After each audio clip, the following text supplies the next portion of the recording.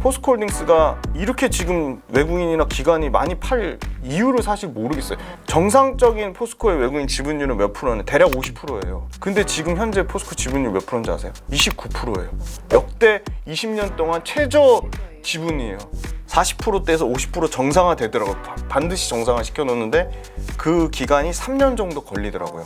그래서 저는 향후 2, 3년 안에는 이 포스코홀딩스가 외국인 지분율만 정상화돼도 지금 이 주가는 말이 안 된다고 보고 있어요. 상식적으로만 판단해도. 내년에 뭐 2차 전지 중에 굳이 딱 한 종목만 고르라고 하면 포스코홀딩스를 고르는 게 맞지 않을까. 비교 게임이 안 되는 거죠.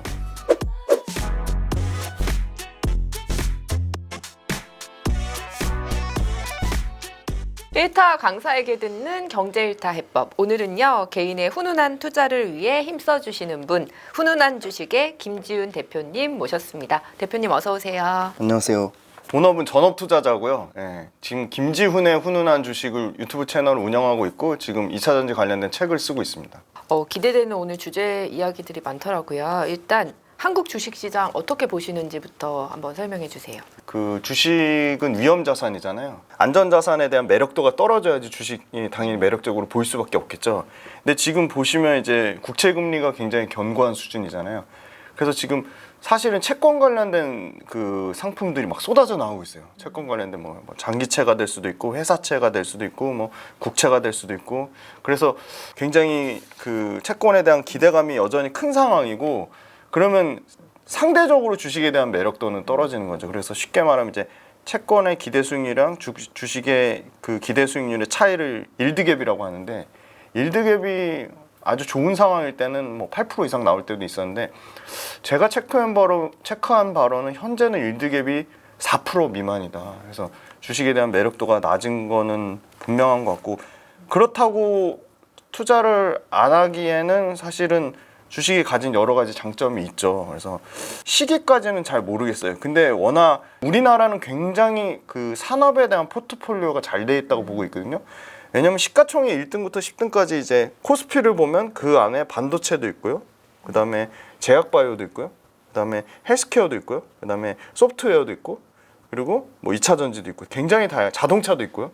여전히 주식 관련돼서는 투자를 해야 되는 거고 다만 비중 조절을 할 필요는 있는 것 같아요. 왜냐면 지금 사실은 시장 상황이 그렇게 막 녹록하지는 않은 상황이거든요. 좀 쉽진 않아요. 그래서 조금 경계감을 갖고 투자는 하되 좀 장기 좀 긴 호흡에서 해야 될 것 같고 내가 감내할 수 있는 범위 내 마음의 크기 내에서만 투자를 하고 그러니까 오르고 내리는 거에 내가 스트레스 받고 내가 멘탈이 흔들리고 그러면 아예 안 하시는 게 낫고요.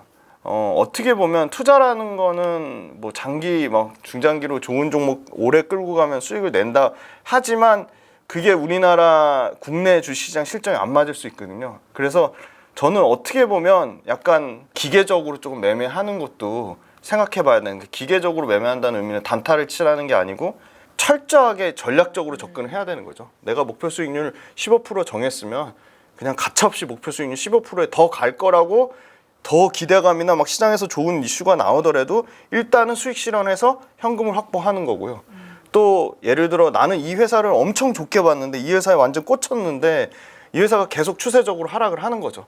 그러면 철저하게 또 나는 손절은 뭐 15%를 정해서 15% 이상이 되면 뒤도 안 돌아보고 손절을 할 거야. 그래서 그런 투자 전략이나 원칙이나 기준이 있으시면 사실은 아무리 채권 대비 주식의 매력도가 떨어지더라도 주식 투자는 계속돼야 된다. 그리고 우리나라가 아까 말씀드린 구조적인 성장 산업이 이제 막 그러니까 시장의 태동 단계, 그러니까 산업의 초기 단계에 있는 것들이 많거든요.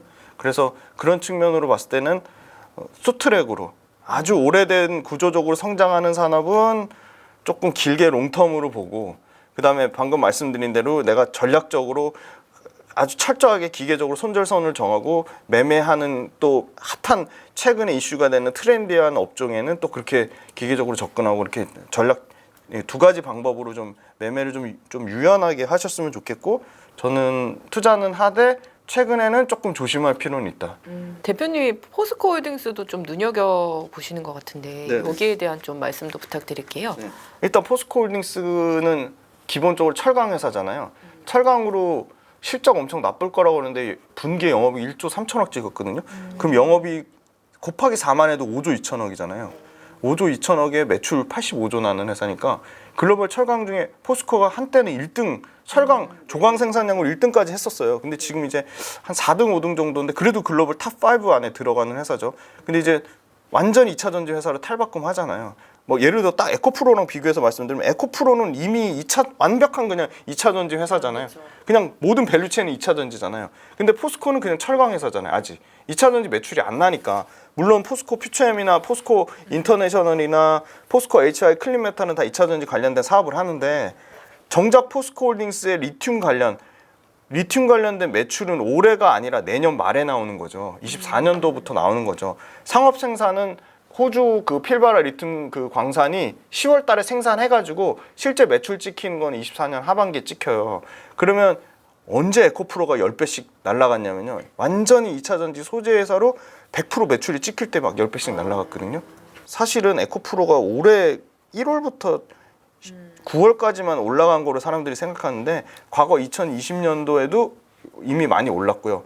에코프로 BM 마찬가지고 21년에도 올랐거든요. 중간중간에 계속 조정 구간은 있었죠. 그래서 저는 포스코가 이 덩치 큰 이 무거운 게 그래도 단기간에 지금 제가 보니까 1월 2일 종가부터 어제 종가까지 한 117% 정도 올랐거든요. 그럼 그 기간 동안 에코프로는 얼마 올랐냐? 에코프로 최근에 막 조정받는다고 또 막 부정적인 얘기 쏟아내잖아요. 그럼에도 불구하고 940% 올랐거든요. 940대 110이잖아요. 그럼 저는 에코프로가 여기서 막 박살나가지고 940%가 600%, 700% 내려오지는 절대 않을 것 같고 에코프로 그냥 940% 정도 수준을 유지하면 포스코홀딩스 110%에서 200%, 300% 이 수익률의 격차가 좀 줄어들지 않을까. 왜냐? 포스코홀딩스 당장 리튬 매출이 내년부터 본격적으로 발생을 하고 포스코홀딩스가 이렇게 지금 사실 외국인이나 기관이 많이 팔 이유를 사실 모르겠어요. 그러면 2차 전지 얘기 안 할게요. 그냥 철강의 밸류만 봤을 때 연간 영업이익 5조 나는 회사에 매출 85조 나는 회사인데 지금 밸류에이션 상으로는 주가는 2배 올랐지만 밸류에이션이 막 과도하게 비싸지진 않았거든요. 주가랑 밸류에이션은 같은 건 아니거든요. 그런데 포스코를 일단 1월 달부터 9월 달까지 기간이 9조 5천억으로 팔았고요. 줄기차게 계속 팔았어요. 그 외국인은 지금 지분율이 역대 최저 수준이에요. 그러니까 포스코가 철강 사업이 진짜 어려웠을 때, 예를 들어 2008년도 금융위기 때 포스코의 외국인 지분율이 41%였고 우리 그 경기 진짜 안 좋았을 때 그 중동의 채무불이행 막 위험 터지고 그랬을 때 2015년에도 포스코의 외국인 지분율이 40%대까지 떨어졌거든요. 그러면 정상적인 포스코의 외국인 지분율은 몇 프로냐? 대략 50%예요. 근데 지금 현재 포스코 지분율 몇 프로인지 아세요? 현재 딱 오늘 기준으로 29%예요. 역대 20년 동안 최저 지분이에요. 저는 그러면 역발상으로 생각하면 이놈들이 뭐 2차 전지 관심 없다 치더라도 외국인 지분율이 정상으로 돌려놓을 거 아니에요. 왜냐면 과도하게 너무 많이 비워놨으니까. 수급이란 거는 항상 돌거든요. 그럼 29%에서 못해도 40%대까지 채워놓으려면 11% 이상 채워 넣어야 되잖아요. 그럼 과거 사례를 봤더니 포스코 외국인 지분율이 5년이고 10년이고 계속 40%대 유지되진 않더라고요. 40%대에서 50% 정상화 되더라고요. 반드시 정상화 시켜놓는데 그 기간이 3년 정도 걸리더라고요. 그래서 저는 향후 2, 3년 안에는 이 포스코홀딩스가 지분율, 외국인 지분율만 정상화돼도 지금 이 주가는 말이 안 된다고 보고 있어요. 상식적으로만 판단해도. 그리고 두 번째는 포스코홀딩스 리튬이 이제 막 매출이 나오잖아요. 그럼 에코프로랑 비교해가지고 당연히 에코프로랑 격차가 줄어들 수밖에 없겠죠. 매년 이제 2차 전지 밸류데이라고 해가지고 생산량하고 매출 목표 발표하는데 매출 목표도 엄청 보수적으로 얘기했거든요. 왜냐면 리튬 가격 걔네도 불안하니까 3만 불을 예상을 한 거예요. 보통 전체적으로 리튬 가격 예상하는 게 합리적인 거는 리튬을 가장 많이 생산하는 칠레, 그 리튬 삼각지대 있잖아요. 칠레, 볼리비아, 아르헨티나. 여기서 대략 예측하는 게 향후 1, 2년 동안 중국이 너무 공급을 엄청나게 늘려놔가지고 약간 가격의 변동성은 있고 떨어질 수는 있다. 근데 장기적으로 롱텀으로 보면 리튬이라는 거는 전기차가 지금 포지션이 가장 크긴 하지만 전기차 외에 너무 쓰이는 데가 많기 때문에 로봇도 쓰이고 ESS 에너지 저장 장치에도 쓰이고 농기계에도 쓰이고 각종 고부가가치 IT 제품에도 쓰이고 전기 선박 나오죠. 전기 항공 나오죠. 그다음에 이제 그 1인승 그 도시망공 모빌리티라고 UAM 국회의사당에서 떠가지고 가는 거 있잖아요. 그거 나오죠. 그다음에 뭐 툭툭이라 그래가지고 1인승, 2인승 그 소형 그거 있잖아요. 그거 다 배터리로 가는 건데 그래서 리튬 수요가 부족할 수밖에 없다 해서 리튬 가격을 5만 불로만 그냥 아주 합리적인 선 리튬 가격이 26년 기준으로 5만 불 잡으면 포스코홀딩스의 수산화 리튬 매출만 너무 심플해요. 그냥 5만 불에다가 환율 곱하기 톤수 42만 톤까지 하겠다고 했거든요. 그럼 작년에 30만 톤 했는데 50% 이상 캐파를 늘린 거예요. 그러면 5만 톤에다가 그 1,300, 뭐 환율 1,250원, 보수적으로 1,250원에다가 42만 톤 곱하면 그 매출만 40조 넘게 나오거든요. 30조 정도 나오거든요. 그러면 이제 포스코홀딩스는 완전 2차 전지 회사로 탈바꿈되면 그거를 외국인이나 기관이 반영을 하겠죠. 그래도 다행인 거는 최근에 기관이 지금 뭐 목표가 90만 원 상향해서 올리고 그래서 저는 내년에 뭐 2차 전지 중에 굳이 딱 한 종목만 고르라고 하면 포스코홀딩스를 고르는 게 맞지 않을까. 왜냐면 리튬이 마진이 제일 좋아요. 리튬이 에비타 마진이라고 하는 게 우리 포스코는 그래도 강점인 게 염호도 갖고 있고 광산도 갖고 있잖아요. 근데 염호에 대한 마진이 60%가 넘으니까 그러면 어마어마한 거죠. 철강 85조 해서 이익 5조 나는데 지금 이거 리튬은 20조 매출해가지고 10조 영업이익 나는 거니까 비교 게임이 안 되는 거죠. 올해가 얼마 남지 않았는데요. 요 남은 기간 동안 이제 하반기 양극재 산업에 대한 대표님의 의견도 좀 궁금합니다. 네. 양극재가 주목을 받았던 거는 배터리 원가에서 40% 이상 차지하고 가장 좀 공격적으로 캐파를 늘린 부분이 있었거든요. 근데 양극재 회사들의 특징은 리튬의 가격에다가 가공 마진을 붙이는 구조거든요.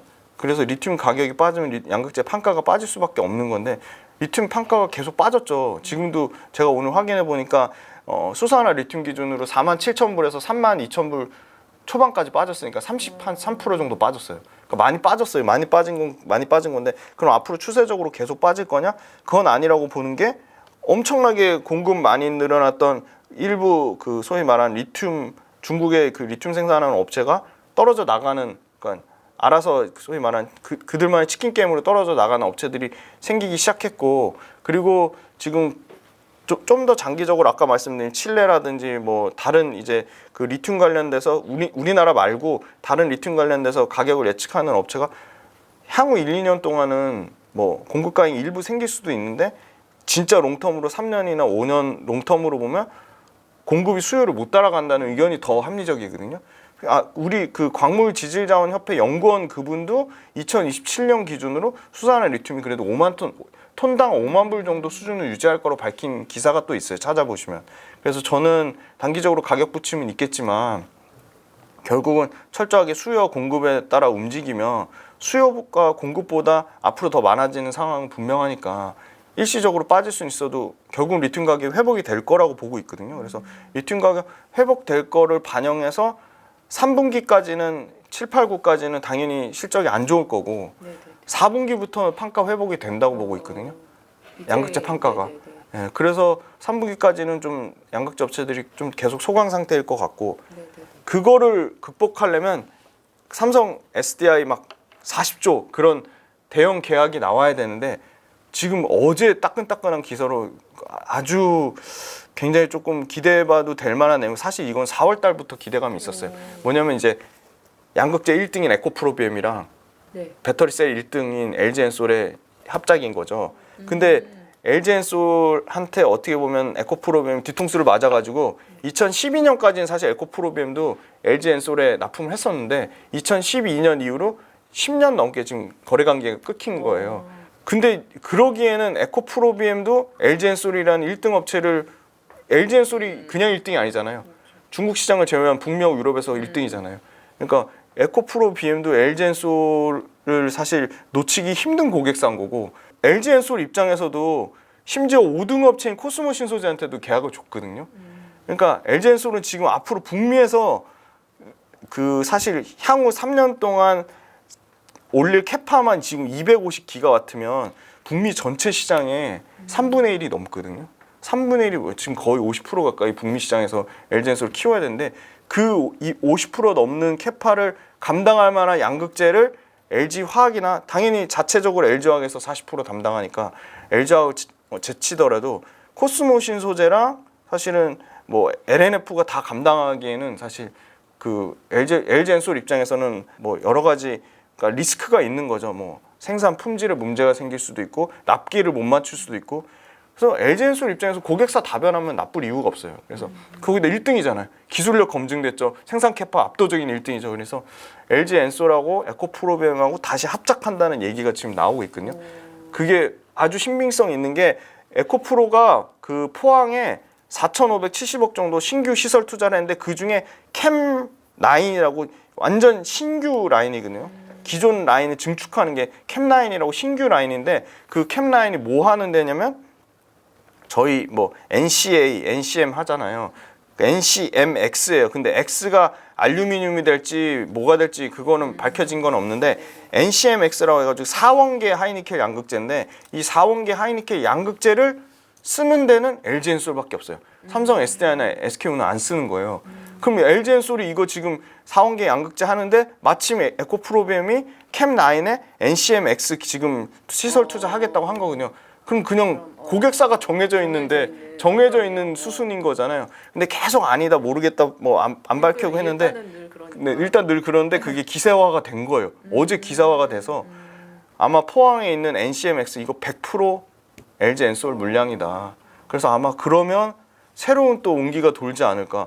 그리고 지금 이미 106조라는 어마어마한 수주를 받아가지고 지금 감당할 수 없는 단계에서 계속 증설을 해야 되는 포스코 퓨처엠이요. 원래 고객사가 없는 포드 CEO랑 포스코 퓨처엠 김준영 사장님만 만났거든요. 그거 괜히 만나진 않겠죠. 아무 의미 없이. 그래서 사실 삼성 SDI랑 지금 LG 엔솔 거 외에도 지금 포드 직남 얘기가 또 나오고 있거든요. 그래서 신규 지금 모멘텀이 그동안 당분간 좀 한 거의 4, 5개월 동안 코스모 신소재 LG화학 납품 건 말고 없었는데 아마 추가적으로 에코프로비엠이나 포스코 퓨처엠 쪽에 또 한 번 또 나오지 않을까. 그런 기대감도 있고 LNF도 최근은 부진하긴 한데 LNF도 우리 테슬라만 있는 거 아니다. 다른 완성차랑 직납 계약 가능성이 있다. 중장기로 우리도 에코프로비움이나 포스코 퓨처엠처럼 뭐 10년 이렇게 5년 장기 롱텀 계약 가능성이 있다고 얘기해서 사실 LNF도 뭔가 수주 계약에 대한 기대감이 있는 것 같아요. 사람들이 주가 안 오르니까 막 굉장히 막 공격해요. 그래서 저는 오히려 사람들이 공격하니까 이 회사 아주 계속 기회가 있겠다. 네. 그러니까 엔터가 당연히 구조적으로 클 수밖에 없겠다. 왜냐면 미국 시장에서 K-팝이 차지하는 비중이 저는 그래도 두 자릿수는 될 줄 알았거든요. 6%거든요. 그러니까 이거 저는 한 10배까지 성장할 수 있지 않을까. 하이브 같은 경우도 올해 역성장할 거라고 하는데 매출과 이익에서 10% 이상, 15% 이상 성장이 나오고요. 특히나 JYP 좋아하는 이유는